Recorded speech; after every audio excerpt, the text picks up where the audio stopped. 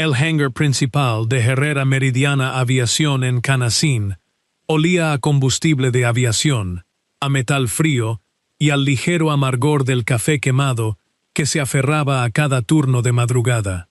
Aún no daban las 7 de la mañana, y las enormes puertas se habían abierto hasta la mitad para dejar que la luz gris del amanecer yucateco se derramara por el suelo pulido. 22 aviones descansaban en filas perfectas, con las alas brillando bajo las altas lámparas de sodio, y el tren de aterrizaje delantero alineado como si alguien hubiera medido cada uno con una regla de precisión. Para un observador externo, parecía una flota en la cima de su salud, una empresa que no tenía absolutamente nada que ocultar al mundo. Pero para la mujer que estaba de pie en el centro de todo, aquella imagen representaba la mañana más importante y decisiva de toda su vida profesional.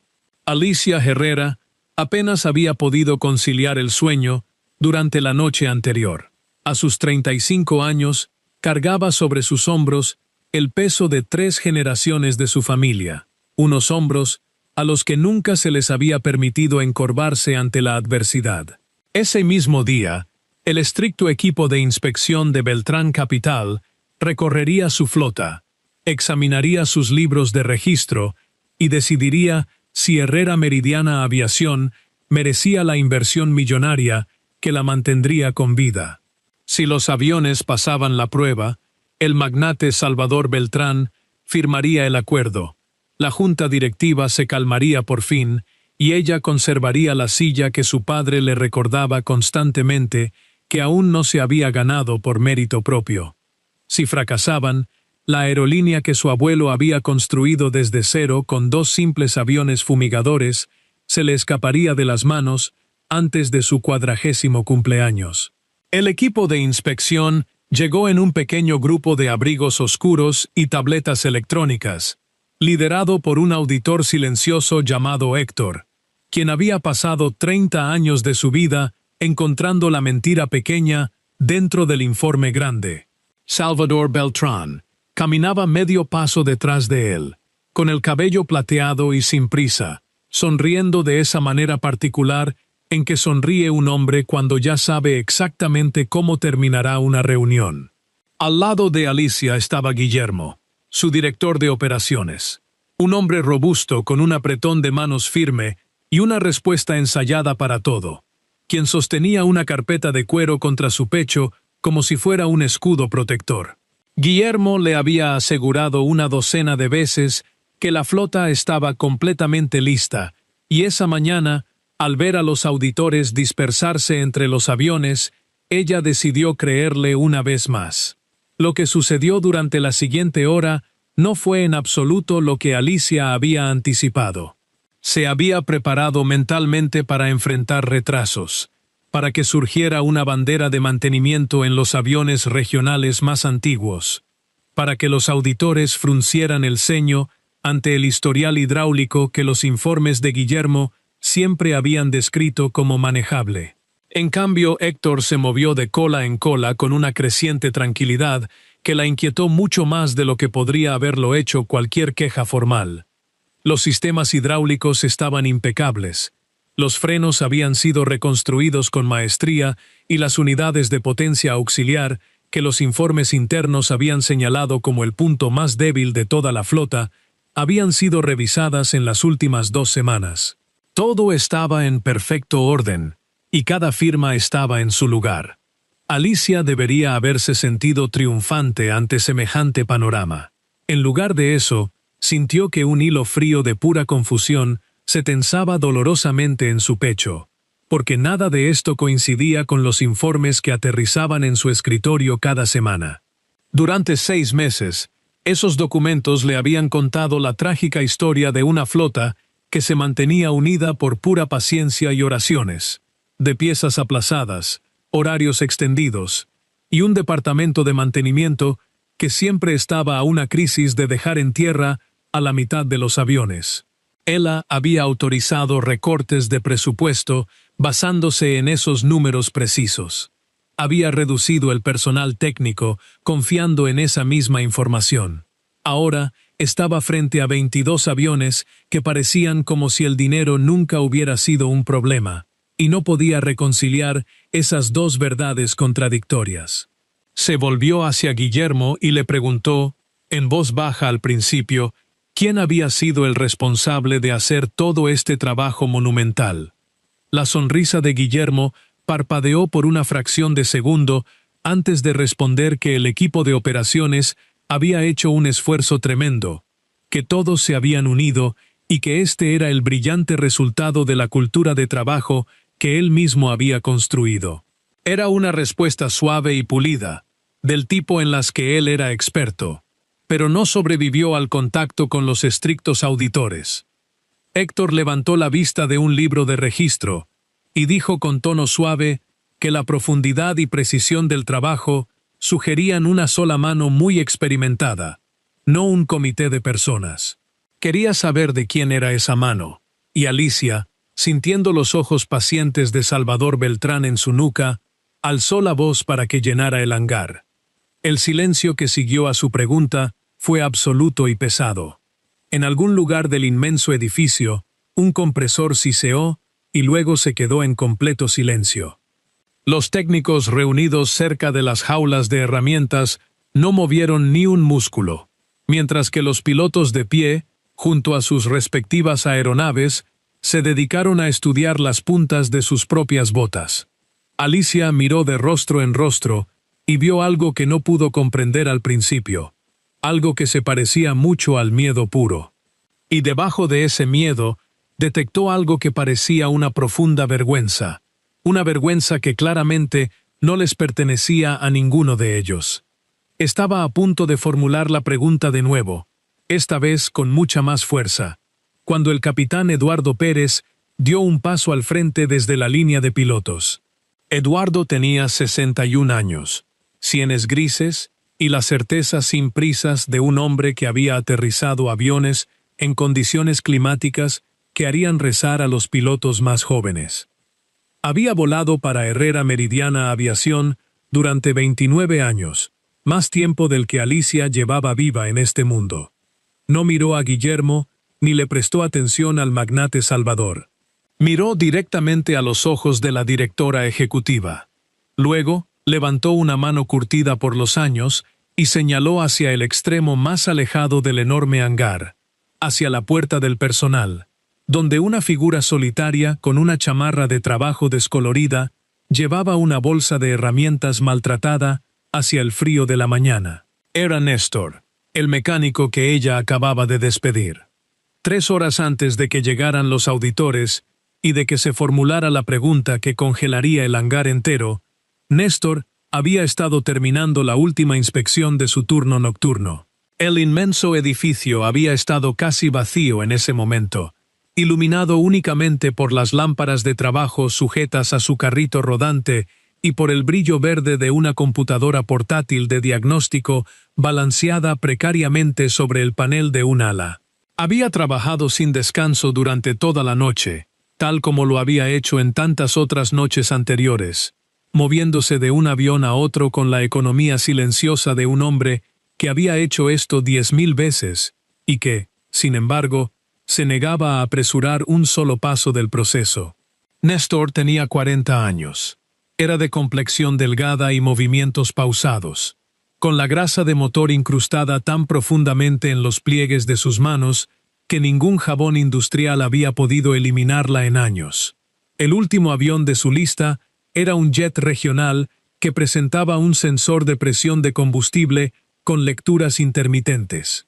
Era una falla demasiado pequeña para dejar un avión en tierra durante una semana normal, pero demasiado real para ignorarla en una semana en la que ese mismo avión estaba a punto de ser exhibido ante un grupo de inversores exigentes.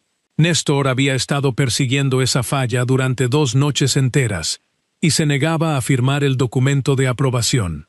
Había redactado el reporte de manera limpia y clara, tal como redactaba absolutamente todo, y solicitó formalmente que el jet fuera retenido un día más para una revisión mucho más profunda. Guillermo no tomó nada bien esa solicitud técnica. Bajó al hangar a las 4:30 de la mañana, con un abrigo costoso puesto apresuradamente sobre su pijama, y le dijo a Néstor que retirar un solo avión de la alineación rompería la imagen perfecta de 22 jets listos de la cual dependía toda la compra de la empresa. Néstor lo escuchó en silencio. Se limpió las manos con un trapo y dijo lo que siempre decía: un informe de mantenimiento no es un elemento decorativo, y no se puede editar simplemente para complacer a un hombre que tiene una chequera grande. Fue exactamente en ese momento de tensión cuando llegó Alicia, convocada de urgencia por un mensaje de texto de Guillermo que describía a un mecánico descontento que estaba saboteando el cronograma de inspección por puro despecho. Entró al hangar luciendo cansada, tensa y totalmente renuente a perder su mañana más crítica en una disputa laboral sin sentido, y se encontró con un hombre de voz suave y chamarra de trabajo que se negaba a firmar un formulario estándar. Guillermo enmarcó la situación exactamente como lo había hecho en su mensaje digital.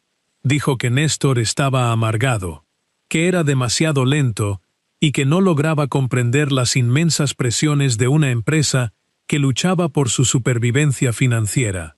Alicia, que nunca en su vida había pasado un turno completo en ese piso de concreto, que conocía a Néstor únicamente como un nombre en un archivo de personal que Guillermo había marcado repetidamente como problemático, le creyó sin dudar. Le ordenó a Néstor con voz firme que firmara la aprobación final de inmediato.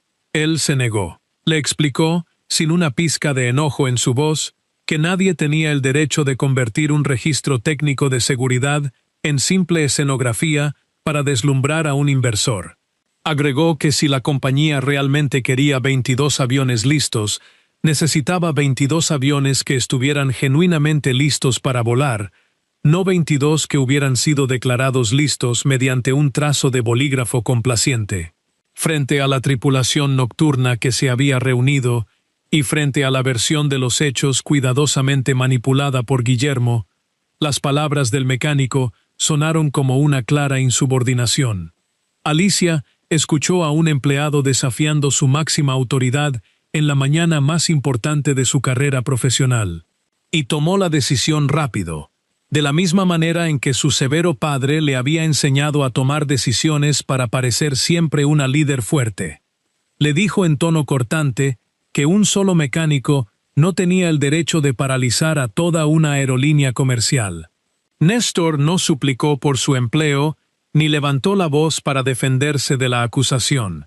Néstor simplemente levantó una mano, desenganchó su identificación de empleado de la chamarra descolorida y la colocó con mucha delicadeza sobre el banco de trabajo que los separaba.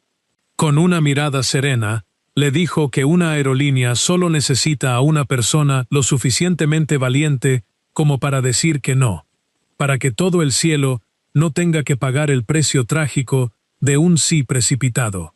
Luego recogió sus herramientas con movimientos metódicos mientras los guardias de seguridad aguardaban junto a la puerta, y abandonó el inmenso hangar sin mirar atrás ni una sola vez.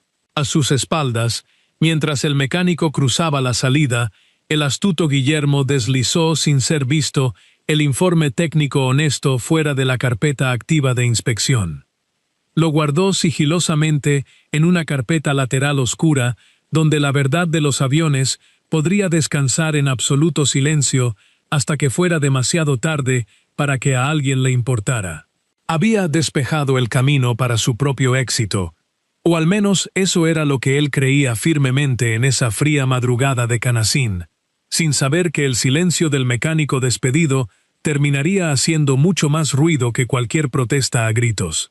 La casa a la que Néstor condujo esa mañana era pequeña y antigua, escondida en el borde de un aeródromo clausurado en las afueras de Canacín, una ciudad que alguna vez había sido bulliciosa y que ahora descansaba en una profunda tranquilidad. La luz del porche delantero seguía encendida esperándolo.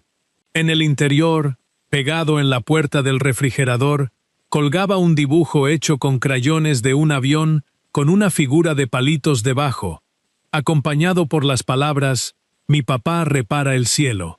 escritas con la caligrafía cuidadosa de una niña de 9 años. Néstor había mirado ese mismo dibujo cada mañana durante 2 años seguidos. Ese dibujo le recordaba constantemente por qué había elegido el agotador turno de noche, por qué había abandonado una carrera brillante que le habría pagado el doble de salario. Su hija Carmen era la razón absoluta de todo ello. Después de que su esposa falleciera, Néstor había llegado a un arreglo silencioso con su propia vida. Trabajaría en las horas que nadie más quería para que sus días pudieran pertenecerle por completo a una niña pequeña que ya había perdido a uno de sus padres y que no podía permitirse el lujo emocional de sentir que solo tenía la mitad del otro. Alguna vez había sido un respetado ingeniero de certificación de motores en una importante aerolínea comercial, muy bien pagado, y en camino hacia el tipo de oficina ejecutiva que venía con una hermosa vista de la ciudad. Lo había dejado todo sin el menor arrepentimiento para estar de pie bajo luces fluorescentes a las 3 de la mañana, escuchando las turbinas de la misma manera en que otros hombres escuchan una sinfonía. Todo lo hacía porque un mecánico nocturno podía estar en casa cuando llegaba el autobús escolar por la tarde. Esa misma mañana, su teléfono había vibrado sobre el banco de metal. Era Carmen, despierta demasiado temprano, preguntando con su pequeña y seria voz si él estaría en casa a tiempo para la cena. Néstor se había apoyado contra el ala fría del avión y le había dicho que sí, que lo intentaría con todas sus fuerzas, y que todo estaba perfectamente bien, manteniendo su tono ligero y alegre. No le había dicho que acababa de perder su única fuente de ingresos. Había aprendido hace mucho tiempo que el verdadero trabajo de un padre protector era cargar con el mal clima para que su hija pudiera permanecer siempre bajo la luz del sol. Entre los mecánicos expertos de 3 estados diferentes, el nombre de Néstor se pronunciaba con un tipo muy particular de respeto reverencial. Podía pararse junto a un motor en marcha y nombrar el rodamiento exacto que estaba fallando, basándose únicamente en el sonido que emitía. Podía leer un intrincado libro de registro mucho más rápido de lo que la mayoría de los hombres leen el periódico matutino. Y llevaba en su cabeza el historial completo de mantenimiento de los 22 aviones de Herrera Meridiana, como otras personas recuerdan los cumpleaños de sus seres queridos.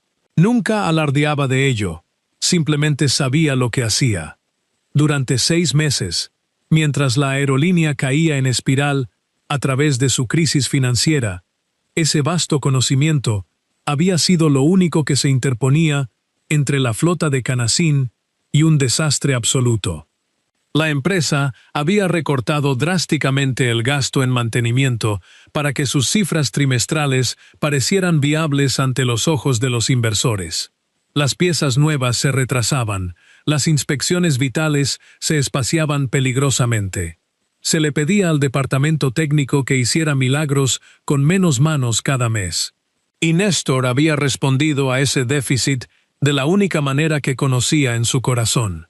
Se quedaba mucho tiempo después de que terminaba su turno oficial, noche tras noche, arreglando lo que necesitaba ser arreglado por su cuenta, documentando lo que podía y manteniendo la línea de seguridad un avión a la vez. Lo hacía para que ningún piloto tuviera que subirse a una cabina preguntándose si la máquina que tenía debajo había sido aprobada por presiones corporativas, en lugar de por pruebas reales. Nunca cobró un solo centavo de pago extra por esas horas interminables. Aceptaba la situación porque nunca había hecho su sagrado trabajo por el dinero, sino por la seguridad de los pasajeros que no conocía. En el cajón más profundo de su banco de trabajo, y ahora, guardado a salvo en la bolsa que llevaba sobre el hombro, Néstor conservaba un cuaderno personal con las esquinas desgastadas por el uso, por el que nadie en la empresa había pensado jamás en preguntar. En su interior, con su letra pequeña y uniforme, se encontraba la verdadera historia oculta de la flota aérea. Cada una de las 22 aeronaves, cada falla que había encontrado, la fecha y la hora, la pieza que había reemplazado de su propio bolsillo. Era un registro impecable, y Néstor sabía que un buen registro era lo único que una mentira corporativa nunca podría borrar por completo. De vuelta en el presente, en el silencio sepulcral que siguió después de que el veterano capitán Eduardo señalara hacia la puerta, Alicia intentó recuperar el control de la situación. Se dirigió a los técnicos reunidos y pidió a cada líder de equipo que explicara quién había completado todo el trabajo monumental en los 22 aviones. Esperaba que alguien diera un paso al frente y reclamara el crédito con orgullo, porque en su vasta experiencia corporativa siempre había alguien dispuesto a llevarse los aplausos. En cambio, solo recibió un muro de silencio cauteloso de parte de todos los presentes. Cada hombre y mujer en ese piso sabía exactamente de quién era el trabajo artesanal, y ninguno de ellos estaba dispuesto a mentirle en la cara al respecto. No con los auditores escuchando cada palabra y con la verdad flotando por fin en el aire de Canacín. Fue nuevamente Eduardo quien rompió el tenso silencio por segunda vez. Era demasiado viejo y había visto demasiadas tormentas como para tenerle miedo a una joven directora ejecutiva o a un multimillonario con un traje a la medida. Le dijo claramente que durante meses Néstor había arreglado lo que Guillermo intentaba ocultar. Un joven técnico llamado Mateo encontró su propio valor en ese instante crítico. Apenas tenía 25 años y todavía se ponía muy nervioso cerca de los altos mandos, pero no podía soportar escuchar cómo el silencio se tragaba la verdad de su mentor. Dijo en voz alta que Néstor le había enseñado a todo el equipo nocturno cómo inspeccionar correctamente los complejos conjuntos de frenos de los aviones más antiguos, técnicas vitales que no aparecían en ningún manual oficial de la compañía. Afirmó que sin esas valiosas lecciones, al menos 8 de los aviones estarían fuera de servicio. Guillermo intentó interrumpir la confesión. Argumentó con desesperación que Néstor simplemente había seguido el procedimiento estándar de la empresa, que cualquier mecánico mínimamente competente habría hecho exactamente lo mismo, y que el equipo de operaciones merecía todo el crédito corporativo por los resultados impecables. Eduardo se volvió y lo miró con una expresión que era casi gentil, en su profundo desprecio. Le dijo al director de operaciones que la empresa los había olvidado por completo, y que fue Néstor quien los mantuvo vivos durante la crisis. Nadie, ni siquiera Guillermo, se atrevió a contradecir al viejo piloto. La humillación de la directora fue pública y precisa, y se desarrolló directamente frente al magnate Salvador Beltrán, quien no se perdió ni un solo detalle del drama. Alicia sintió que la absoluta certeza con la que había entrado al hangar se drenaba rápidamente de su cuerpo, siendo reemplazada por una sospecha helada. Comprendió que había sido manipulada descaradamente, que los reportes en los que había confiado ciegamente habían sido redactados para llevarla exactamente a este desastre. Ordenó de inmediato que alguien llamara a Néstor de regreso, pero Seguridad le informó que ya había abandonado el estacionamiento hacía horas. Héctor, el auditor principal que había estado escuchando todo con suma atención, pidió revisar las firmas técnicas originales en los libros de registro físico, no los resúmenes ejecutivos que le habían entregado previamente.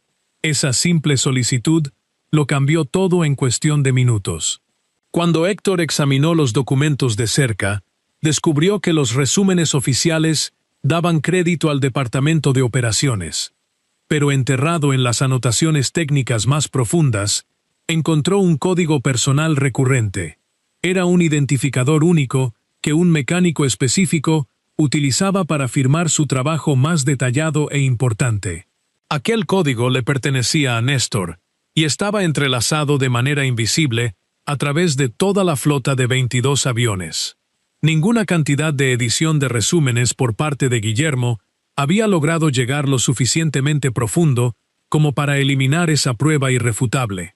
Alicia miró fijamente la evidencia y comprendió, con una certeza lenta y abrumadora, que no solo había despedido al hombre equivocado por la mañana. Posiblemente acababa de expulsar a la única persona en Canacín que conocía toda la verdad sobre sus aviones, exactamente en el día en que más necesitaba esa misma verdad. A varios kilómetros de distancia, Néstor no había ido muy lejos. Había conducido su vieja camioneta hasta una pequeña cafetería cerca del aeropuerto, un lugar con cabinas de vinilo agrietado donde había pasado tantas madrugadas escribiendo en su cuaderno. Eduardo lo encontró allí una hora más tarde, bebiendo café negro. El viejo capitán se deslizó en la cabina frente a él y le relató sin rodeos lo que había sucedido en el hangar. Néstor lo escuchó sin cambiar de expresión, y luego giró su cuaderno gastado sobre la mesa pegajosa para que su amigo pudiera leer la verdadera historia de la aerolínea. Alicia se reunió con Néstor esa misma tarde en una pequeña oficina técnica junto al piso del hangar, con una grabadora encendida y una oficial de seguridad independiente llamada Diana, sentada en silencio al final de la mesa larga. También estaba presente Daniela, la aguda asesora legal de la aerolínea. Alicia entró vistiendo los últimos restos de su autoridad corporativa como si fuera una armadura, y abrió la sesión con un desafío directo, preguntando por qué, si las cosas estaban tan mal como él afirmaba, nunca había llevado ninguno de esos problemas directamente a su lujoso escritorio de directora. Néstor respondió sin una sola gota de drama en su voz calmada. Dijo que había enviado 17 advertencias de seguridad separadas a través del sistema interno de la compañía durante los últimos 6 meses. Explicó que cada una de ellas había sido registrada con una fecha exacta y un número de seguimiento, y que todas y cada una de ellas habían sido interceptadas, retrasadas o marcadas por Guillermo como asuntos no urgentes antes de que pudieran siquiera acercarse a la oficina de la dirección. Luego, deslizó una lista impresa a través de la mesa para respaldar sus palabras. Alicia contempló los 17 intentos desesperados de contarle la verdad, cada uno estrangulado burocráticamente antes de que pudiera subir lo suficientemente alto para que ella lo escuchara. Durante un largo e incómodo momento, la directora no pudo articular palabra alguna. Había creído ciegamente que era una líder que conocía su empresa a la perfección. Estaba aprendiendo, en una oficina fría que olía a solvente industrial y papel viejo, que su compañía tenía un sótano entero, lleno de verdades, hacia el cual nunca se había dignado a mirar. Los informes en los que confiaba eran una vil ilusión. Daniela, la abogada, aprovechó la revelación para desarmar el acuerdo de compra línea por línea. Durante semanas, había albergado serias dudas sobre el contrato con Beltrán Capital.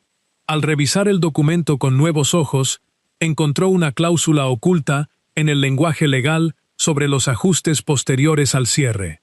Permitía a la firma compradora reducir drásticamente el precio de compra si salía a la luz cualquier discrepancia en los registros de mantenimiento después de la firma. La implicación de ese descubrimiento fue absolutamente aterradora para todas las mujeres presentes en la habitación. Salvador Beltrán no le tenía miedo a las fallas ocultas en la flota de Canacín. De hecho, contaba con ellas. Quería que la empresa firmara primero, creyéndose salvada de la quiebra, y luego planeaba usar los mismos defectos que Guillermo había ocultado para obligar a que el precio cayera en picada o para tomar el control total de los valiosos terrenos. El trato, que parecía un rescate milagroso, estaba diseñado meticulosamente como una trampa mortal, y el cebo perfecto era la desesperación de Alicia por parecer fuerte ante su padre y su exigente junta directiva.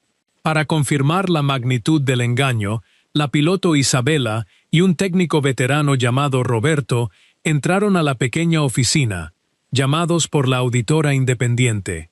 Isabela detalló los múltiples reportes de fallas en vuelo que Guillermo le había ordenado ignorar.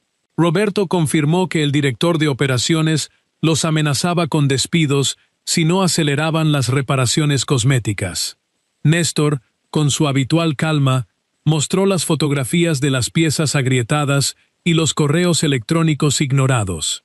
Cada pieza del rompecabezas encajaba perfectamente con la condición actual de los 22 aviones estacionados afuera. El golpe de gracia llegó cuando Daniela descubrió, revisando los registros de transacciones digitales, que Guillermo ya había enviado los verdaderos informes de mantenimiento directamente a Beltrán Capital varias semanas antes. Salvador había conocido la verdadera y precaria condición de la flota durante todo el tiempo. Había dejado que Alicia creyera que le estaba ocultando una debilidad, mientras él, de hecho, sostenía esa misma debilidad en su mano, esperando pacientemente a que su firma la convirtiera en un arma destructiva. El rescate había sido un robo lento, vestido con un buen traje. Alicia convocó una reunión de emergencia de la junta directiva esa misma noche, en la sala de paredes de cristal que dominaba el piso del hangar. Vicente, el anciano padre de Alicia, estaba allí, junto con Salvador, Guillermo, Daniela, Diana, el capitán Eduardo y el propio Néstor, quien aún vestía su chamarra de trabajo entre los abrigos hechos a la medida. Vicente abrió la sesión apelando a la sangre familiar, exigiéndole a su hija que firmara el trato para salvar 3 generaciones de arduo trabajo. Le rogó que no permitiera que un simple mecánico arruinara la fortuna familiar.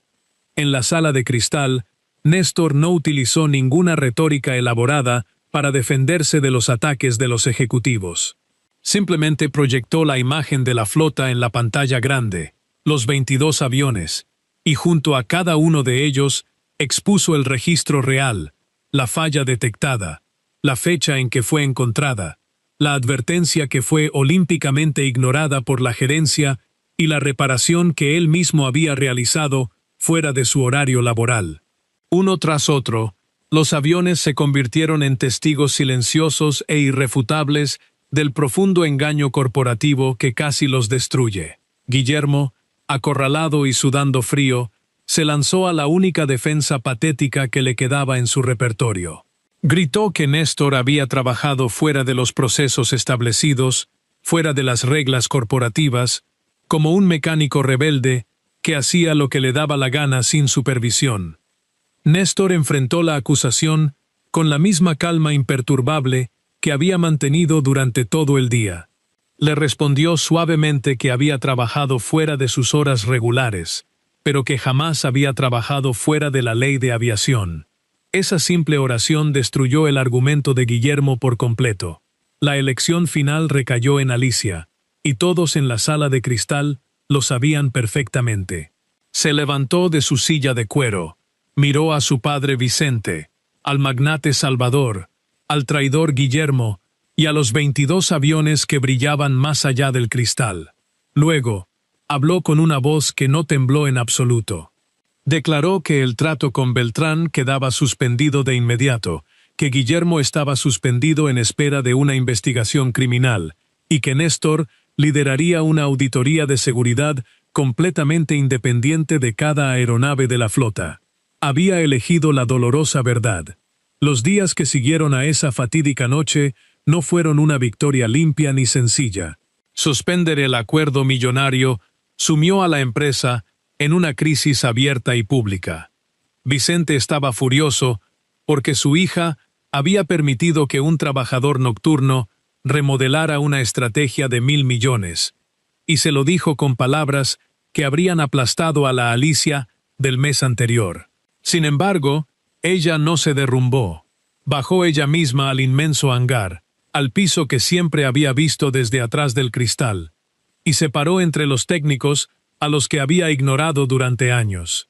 Néstor fue reinstalado en su puesto con honores, pero se negó a simplemente regresar a las mismas condiciones de antes.